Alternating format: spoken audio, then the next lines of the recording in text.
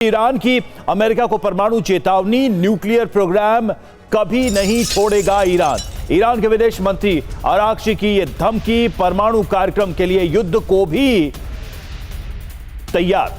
तो देखिए, ये एक बार फिर से अरागची की तरफ से बात दोहराई गई है और साफ है ईरान पहले दिन से ही ये कह रहा है कि वो अपने प्रोग्राम को नहीं रोकेगा किसी भी कीमत पर। तो देखिए, ईरान की परमाणु चेतावनी, अरागची ने क्या कहा ये देखिए। ट्रंप की दबाव वाली रणनीति नहीं चलेगी, ये साफ किया है। न्यूक्लियर प्रोग्राम कभी नहीं छोड़ेगा ईरान। अमेरिका हमारे एटम बम से डर रहा है, बड़ी शक्ति को ना कहने की ताकत ही हमारा एटम बम। परमाणु कार्यक्रम के लिए युद्ध लड़ने को भी तैयार। इसका मतलब क्या है, इन बयानों का अर्थ क्या है? तो न्यूक्लियर संवर्धन पर झुकेगा नहीं ईरान, ये तो बात क्लियर है। हमला हुआ तो पूरी ताकत से जवाब भी देगा।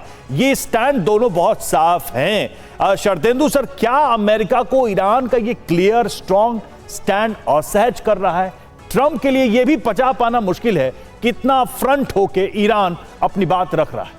देखिए, आज की डेट में जो स्टेटमेंट आ रहे हैं, ईरान में एक रिजॉल्व दिख रहा है। वो किसी भी तरीके से अमेरिका के दबाव में, स्पेशली यूरेनियम एनरिचमेंट में, वो नहीं दबाव में आने वाला है, क्योंकि ये उसके एक पूरा लॉन्ग टर्म प्लान है। काफ़ी दिनों से उसकी तैयारी चल रही थी और इसके पहले आपने जून में वहाँ पे स्ट्राइक करके देख लिया, रिजल्ट निकला सिफर। तो वो अपने इस प्रोग्राम को आगे रखेगा। लेकिन जब आप न्यूक्लियर डील की बात करते हैं तो डील होगी किस बात पे? जब आप टॉक करते हैं मस्कट में जाके, तो किस बात पे आप बात कर रहे थे? आपने बोला था कि हम न्यूक्लियर डील के लिए बारे में बात कर सकते हैं। तो मेरा मानना है कि तमाम अगर प्रेशर पड़ेंगे तो ईरान सकम करेगा इस प्रेशर को और वो अपने न्यूक्लियर डील और जो न्यूक्लियर प्रोग्राम है उसको इंस्टॉल करेगा। और अमेरिका तो यहाँ तक दबाव बना रहा है कि आपका जो यूरेनियम एनरिचमेंट प्लान है, आप वो जो 400 kg का एनरिच यूरेनियम है, उसमें ऐसे मटेरियल को मिक्स करिए जिससे कि आपका एनरिचमेंट 60% से कम होके लो ग्रेड पे आ जाए। जबकि 3.67% का एक फिगर लेट डाउन किया गया था, जो कि तमाम तरीके की ट्रीटी, न्यूक्लियर ट्रीटी होती थी उस समय ये लागू होता था।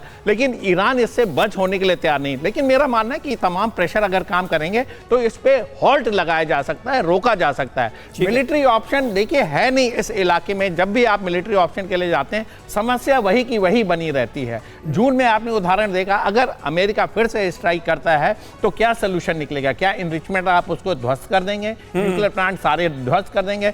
सत्ता परिवर्तन कर देंगे? ये सारी चीजें होने वाली नहीं है। और मेरा मानना है कि ईरान से अगर कोई खौफ खा रहा है इस समय तो वह है इजराइल। इजराइल का मकसद यह है कि ईरान के न्यूक्लियर प्लांट को ध्वस्त करें, एक तरीके के स्ट्राइक किया जाए और अमेरिका की मदद से ईरान को इतना पीछे ढकेल दिया जाए कि अगले 1-2 दशक तक वो उभर के सामने। बिल्कुल सही बात है। और कहीं ना कहीं इजराइल को यह सीधे तौर पर नजर आ रहा है कि अगर अमेरिका ने हमला किया ईरान पर तो फिर ईरान इजराइल को बख्शेगा नहीं। ये डर, ये खौफ कहीं ना कहीं इजराइल को बार बार सता रहा है। और देखिए, अमेरिका से जंग के लिए पूरी तरह से तैयार है ईरान। किसी भी हमले का निर्णायक जवाब दिया जाएगा, ईरान की तरफ से यह तय कर लिया गया है। ईरान के सेना प्रमुख मेजर जनरल अमीर हतामी ने बाकायदा चेतावनी दी है। दुश्मन की गतिविधियों पर ईरान की कड़ी नजर है। दुश्मन के ठिकाने दहला दिए जाएंगे। ईरानी वायुसेना दुश्मन के ठिकानों को दहला देगी, यह कहा है ईरान के आर्मी चीफ ने। और ओमान से बातचीत करेगा ईरान। इस बीच एक और खबर, अमेरिका से टकराव के बीच चर्चा। खामनेई के सलाहकार अली लारिजानी ओमान जाएंगे। अरब देशों से लगातार बात कर रहा है ईरान। ओमान में ही यूएस ईरान की हुई थी वार्ता।